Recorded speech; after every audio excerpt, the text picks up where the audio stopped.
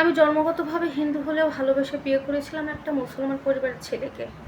আমার বাড়িতে এই বিয়েতে মত ছিল না, কারণ ধর্ম বিরোধী। আমার বাড়ি থেকে বিয়েতে মত থাকার কারণে আমি সবার বিরুদ্ধে গিয়ে বিয়েটা করেছিলাম। ধর্ম পরিবর্তন করে মুসলমান ছেলেটাকে ভালোবেসে বিয়ে করেছিলাম।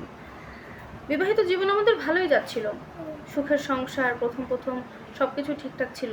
দুটো সন্তানও হয়, মেয়ে আর ছেলে। ধীরে ধীরে তারা বড় হতে থাকে, 10 বছরের সংসার জীবন পার হয়ে যায় আমাদের। ছেলে মেয়ে দুটোকে ভালো স্কুলে ভর্তিও করানো হয়। কিন্তু হঠাৎ করে আমার জীবনে কালো ছায়া নেমে আসে। আমার স্বামী কর্পোরেট অফিসে জব করে। হঠাৎ একদিন সে আমার কাছে এসে বলছে, দেখো আমি না তোমার সাথে সংসারে থাকতে পারবো না। বললাম, কি মজা পাইছো, যাও। কিন্তু সে বললো, না মজা না, আমি সিরিয়াসলি বলছি।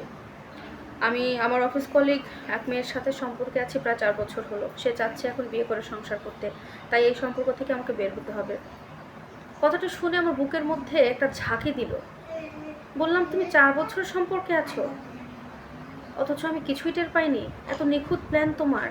আমার প্রতি তার ভালোবাসা, যত্ন, আগ্রহ সবকিছু একরকম রেখে সে কী করে পেরেছে এই 4টা বছর তার অফিস কলিগকে সময় দিতে, মেনটেন করতে? দিশেহারা হয়ে গেলাম। তাকে বুঝালাম, তুমি যা করেছো, বিয়ে করো না। তোমার সন্তান আছে দুটো, তাদের কথা চিন্তা করো। ওরা বাবাহারা হয়ে যাবে, ওদের ভবিষ্যৎ নষ্ট হয়ে যাবে। কিন্তু আমার স্বামী আমাকে তখন বলেছিল, আমি তোমার আর তোমার সন্তানের কোনো দায় দায়িত্ব নিতে পারবো না, তোমরা তোমাদের রাস্তা দেখো।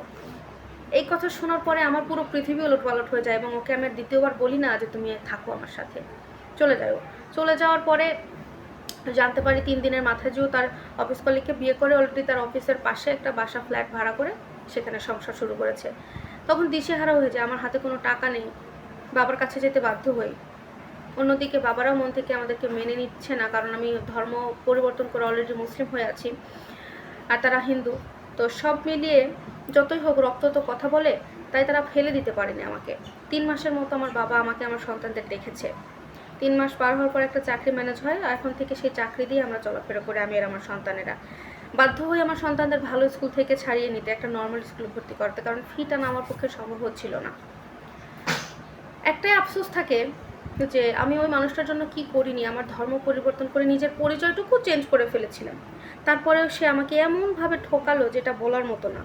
আমার জীবনটা খুব দুর্বিষহ হয়ে উঠেছে। কাউকে আর বিশ্বাস করতে ইচ্ছা করে না, বিশ্বাস করতে মনে চায় না আমার, কারণ আমি খুব বাজেভাবে ঠকে গিয়েছি। তবে তার প্রতি আমার কোনো অভিযোগ নেই।